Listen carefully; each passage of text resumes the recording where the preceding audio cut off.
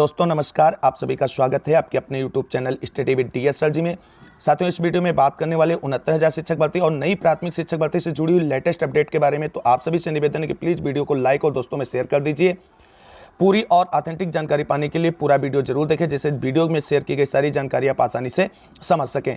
साथियों, जैसा कि आप सभी लोग जानते हैं, नई सरकार के गठन के बाद नई प्राथमिक शिक्षक भर्ती की खबरें लगातार जोरों पे हैं। कल के न्यूज़पेपरों में 51,000 से अधिक पदों पर नई प्राथमिक शिक्षक भर्ती की खबर छपी थी, जिसमें बताया जा रहा था कि अप्रैल के अंतिम सप्ताह या मई के प्रथम सप्ताह में आप सभी लोगों को 51,000 से अधिक पदों पर नई प्राथमिक शिक्षक भर्ती देखने को मिल सकती है। इसी बीच नई प्राथमिक शिक्षक भर्ती से जुड़ी हुई एक बहुत बड़ी खबर आ रही है, जिसको आप सभी के साथ डिस्कस करने वाले हैं। साथियों, जैसा कि जानते हैं, पूर्व में जितनी भी शिक्षक भर्तियां हुई हैं उसमें एकेडमिक जोड़ करके सुपर टेस्ट के अंकों के आधार पर गुणांक निकाला जाता था। उसके बाद फाइनल कट ऑफ डिसाइड की जाती थी, जिससे पूर्व में शिक्षा पाए हुए अभ्यर्थी और बीएड के अभ्यर्थियों को काफ़ी नुकसान होता था, क्योंकि उनका एकेडमिक गुणांक काफ़ी कम बनता था और वो कहीं ना कहीं योग्य होते हुए भी चयन से वंचित रह जाते थे।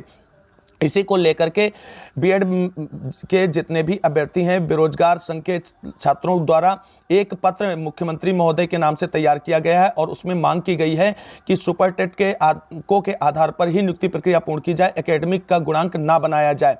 साथियों, उन्होंने कई भर्तियों का हवाला भी दिया है और देश के सभी प्रदेशों के नियुक्तियों का ब्यौरा दिया है और केंद्रीय विद्यालयों में नियुक्ति की प्रक्रिया को भी समझाते हुए पत्र लिखा है और माननीय मुख्यमंत्री श्री योगी आदित्यनाथ जी से मांग की है कि अगली जो शिक्षक भर्ती आए उसमें केवल सुपर टेट के अंकों के आधार पर गुणांक बनाकर के भर्ती प्रक्रिया पूर्ण की जाए, एकेडमिक गुणांक ना जोड़ा जाए, क्योंकि एकेडमिक गुणांक जोड़ने से योग्य और बीएड अभ्यर्थी पीछे रह जाते हैं, इससे में शिक्षा का स्तर गिरता है।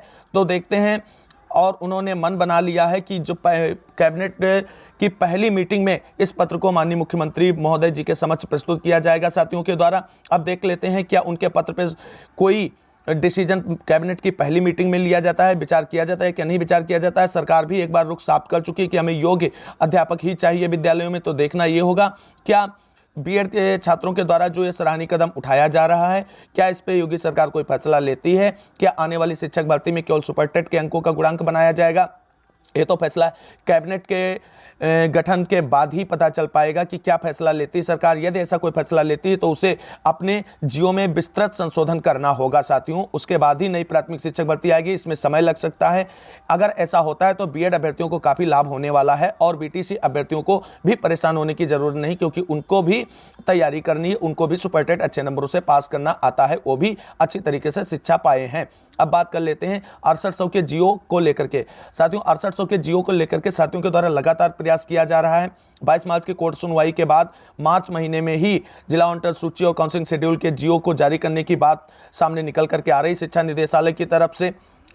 अब 6800 सीटों पर ही नियुक्ति होगी, नहीं बढ़ेंगी सीटों को लेकर के क्या खबर है साथियों। जैसा कि आप सभी लोग जानते हैं, आरक्षित वर्ग के अभ्यर्थियों के द्वारा कोर्ट में याचिका भी दायर की गई है और लगातार दबाव भी बनाया जा रहा है शासन और प्रशासन स्तर पर कि 18,988 सीटों पर ही समायोजन किया जाए आरक्षित वर्ग के अभ्यर्थियों का। लेकिन ऐसा होना संभव है क्योंकि कोर्ट ने 6800 की सीटों को पूरी तरीके से सेफ और सुरक्षित तथा वैध माना है। तो ऐसे में 69,000 शिक्षक भर्ती से जुड़ी हुई जो 6800 पदों का समायोजन किया गया है, केवल 6800 पदों पर ही नियुक्ति पाएंगे अभ्यर्थी, इससे सीटें बढ़ने वाली नहीं है। ना मानिए तो आप सभी लोग कोर्ट का आदेश 22 मार्च को देख लेंगे, क्योंकि 22 मार्च को इस मुद्दे पर भी सुनवाई होनी है। और जनरल कैटेगरी के द्वारा जो 6800 में 3400 सीटों की मांग की जा रही है वो भी पूरी तरीके से अवैध है, उस पर भी कोई सुनवाई नहीं होने वाली। सिर्फ और सिर्फ आरक्षित वर्ग के लिए जो शासन ने 6800 पदों का समायोजन किया है, नियुक्ति केवल उसी पर होगी और उनकी नियुक्ति निश्चित होगी। मार्च महीने में आप सभी लोगों को जिला अंतर सूची काउंसलिंग शेड्यूल का जियो जारी करके अप्रैल में आप सभी लोगों को नियुक्ति प्रक्रिया पूर्ण करके अध्यापक का कार्यभार सौंप दिया जाएगा। आप सभी लोग कार्य करना